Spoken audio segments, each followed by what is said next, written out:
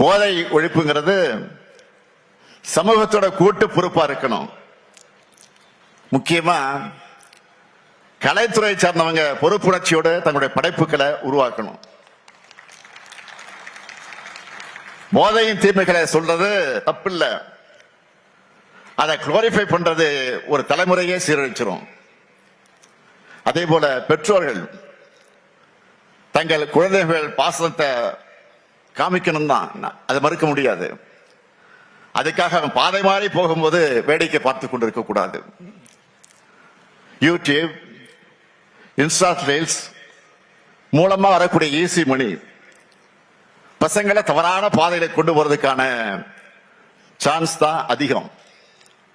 எனவே குழந்தைகளை பொறுப்போடு வளர்க்கணும் பெற்றோர்களை நான் கேட்டுக்கொள்கிறேன். முக்கியமா அம்மா, அப்பா, அக்கா, தங்கச்சின்னு வீட்டில் இருக்கக்கூடிய சொந்தங்கள் நம்ம வீட்டு பசங்க வழி தவறி போகாம இருக்கிறத கண்காணிக்கணும். ஒருத்தருக்கு ஒருத்தர் மனசு விட்டு பேசணும். மனம் விட்டு பேசினாலே பாதி பாரம் குறைஞ்சிரும்.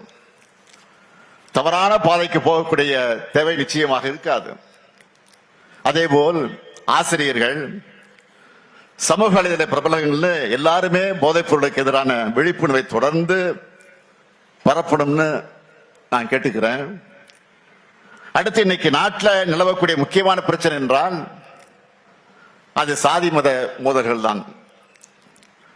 ஒன்றிய அமைச்சர் உள்ளிட்ட பொறுப்பில் இருக்கக்கூடிய பதவிகள் இருக்கக்கூடியவங்களை இப்ப வெறுப்பு பேச்சுக்களை பேசியும் இரு பிரிவினருக்கிடையே மோதலை தூண்டுகிற விதமாக செயல்படுவதை பார்க்கிறோம்.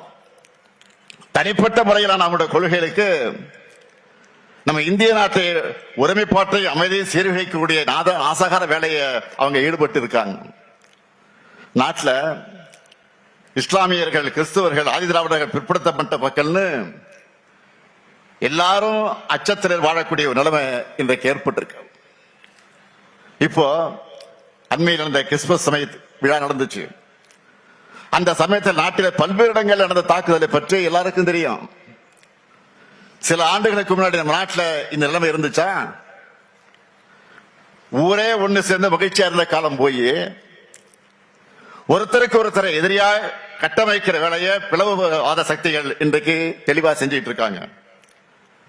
அன்பு செய்ய சொல்லித்தர வேண்டிய ஆன்மீகத்தை சில கும்பல் வம்பு செய்வதற்காக பயன்படுத்துகிறாங்க. போதைப் பொருள், அந்த போதைப் பொருளின் ஒழிப்பு, சாதி மத மோதல் தடுப்பு உள்ளிட்ட நாட்டுக்கு தேவையான கருத்துக்களை வலியுறுத்தி அண்ணன் வைகோ அவர்கள் தொடங்கி இருக்கக்கூடிய இந்த சமத்துவ நடைபயணம் மாபெரும் வெற்றி பெறணும். நிச்சயமாக வெற்றி பெறத்தான் போகிறது. இது மாதிரியான பயணங்களில் என்ன பயன் என்று சிலர் கேட்கலாம். காந்தியின் நடைபயணமும் மாவோவின் நடைபயணமும் வரலாற்றில் புரட்சி ஏற்படுத்தியிருப்பது போல அந்த தாக்கத்தை அவங்க உணரணும். தங்களுடைய கருத்துக்களை சொல்ல மேடைகளையும் நாடாளுமன்ற போதையின் பாதைகளிலிருந்து இளைஞர்களை காக்கணும். அதற்காக அரசு பல்வேறு நடவடிக்கைகளை எடுத்துக்கிட்டு இருக்கு. அது மூலமா ஓரளவுக்கு, முழுமையாக இல்ல, ஓரளவுக்கு பலனும் கிடைச்சுக்கிட்டு இருக்கு. ஆனா ரொம்ப முக்கியமானது, அந்த பழக்கத்திற்கு அடிமையானவங்க அதோட பாதிப்புகளை உணர்ந்து அந்த பழக்கத்தை கைவிடணும். அவங்க கூட இருக்கிறவங்க அவங்கள திருத்தணும். போதைப் பொருட்களுடைய பழக்கம் என்பது மிகப்பெரிய நெட்வொர்க். அந்த நெட்வொர்க் அழிக்க மாநில அரசுகளும் ஒன்றிய அரசும் இணைஞ்சு செயல்படணும். ஏராளமான போதை வஸ்துகள் நாட்டுக்குள்ள வருது. அதிகப்படியான போதைப் பொருட்கள் எந்தெந்த துறைமுகங்கள் வழியா நாட்டுக்குள்ள நுழையுதுன்னு நம்ம செய்திகள்ல பார்க்கிறோம், படிக்கிறோம். இந்த நுழைவு வாய்களை நாம அடைச்சாகணும். நாட்டோட எல்லைக்குள்ள போதைப் பொருட்கள் வர்றதையும் மாநிலம் விட்டு மாநிலம் கட்டுப்படுத்த, மாநிலம் விட்டு மாநிலங்கள் கடத்தப்படுவதையும் ஒன்றிய அரசின் முகமைகள் தீவிரமாக கண்காட்சியை தடுக்கணும். அதுக்கு எல்லா மாநில அரசுகளும் தேவையான எல்லா ஒத்துழைப்பையும் கொடுக்கணும். எடுத்துக்காட்டுக்காக நான் சொல்றேன், கடந்த சில மாதங்கள்ல திருவள்ளூர், வேலூர், ராணிப்பேட்டை போன்ற மாவட்டங்கள்ல இருந்து 1,00,000க்கு அதிகமான போதை மாத்திரைகளை பிடிச்சிருக்கிறோம். இந்த கடத்தல்ல சம்பந்தப்பட்டவங்க மகாராஷ்டிரா, ஆந்திரா, தெலுங்கானா, ஹரியானா போன்ற மாநிலங்களை சார்ந்தவர்களாக இருக்காங்க. அதே போல இன்னும் சில வழக்குகள்ல குற்றவாளிகள் நைஜீரியா, செனகல் போன்ற நாடுகளை சார்ந்தவர்களாக இருக்காங்க. இப்படிப்பட்ட நெட்வொர்க்கை ஒழிக்க எல்லாரும் கைகோர்க்கணும். நம்மை பொறுத்த வரைக்கும் போதைப் பொருள் பழக்கத்தை முற்றிலுமாக ஒழிக்கணும்னு தமிழ்நாடு அரசோட துறைகள், ஒன்றிய அரசின் துறைகளோட அண்டை மாநில காவல்துறையினரோடு முழு ஒத்துழைப்பையும் கொடுத்து செயல்பட்டு வருகிறது என்பதை நான் தெரிவிக்க கடமைப்பட்டிருக்கிறேன்.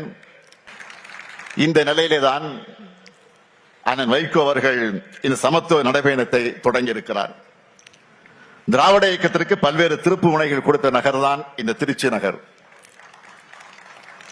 அண்ணன் வைகோ அவர்கள் இந்த நடைபயணம் நிச்சயமா புதிய வரலாற்றை படைக்கும். இந்த நடைபயணத்தோட தாக்கத்தை சமூக வலைத்தளங்கள் கொண்டு சேர்ந்து இளைஞர்களை பேசும் பொருளாக ஆக்க வேண்டியது ஊடகங்கள் மற்ற எல்லோருடைய கடமை. மது போதையும் அதைவிட ஆபத்தான மதவாத அரசியல் போதையும் தமிழ்நாட்டுக்குள் நுழைவிடாமல் தடுத்திட நாமெல்லாம் ஒன்று சேர வேண்டும். அண்ணன் வைகோருடைய நடைபயணம் நிச்சயமாக புதிய எழுச்சியை உருவாக்கி இருக்கிறது. அண்ணன் வைகோ அவர்கள் இந்த சமத்துவ நடைபயணம் வெற்றி பெற வேண்டும் என்று நான் வாழ்த்துகிறேன். அதே நேரத்தில் உரிமையோடு அவரிடத்தில் நான் கோரிக்கை வைக்க விரும்புகிறேன். உங்கள் அனைவரின் சார்பில் உங்களுடைய நோக்கம் பெரிதென்றாலும் உங்களுடைய உடல்நலம் எங்களுக்கு பெரியது. எனவே இந்த பயணத்தை நீங்கள் கவனமாக மேற்கொள்ள வேண்டும். அது மட்டுமல்ல, இது மாதிரியான கடுமையான நடைபயணங்களை நீங்கள் இனி மேற்கொள்ளக்கூடாது என்ற என்னுடைய அன்பான வேண்டுகோளை நீங்கள் கட்டளையிட்டால் அதை செய்வதற்கு மறுமலர்ச்சி திராவிட முன்னேற்ற கொண்டு தயாராக இருக்கிறாங்க. அதனால்தான் அந்த உரிமையோடு கேட்கிறேன். நீங்க உங்கள் உடல்நிலை பாதுகாக்கணும் என்று அன்பான வேண்டுகோள் இந்த நேரத்தில் உரிமையோடு கேட்டுக்கொண்டு உங்கள் பயணம் வெற்றி பெற வாழ்க வாழ்க வாழ்க என்று வாழ்த்தி விடைபெறுகிறேன். நன்றி.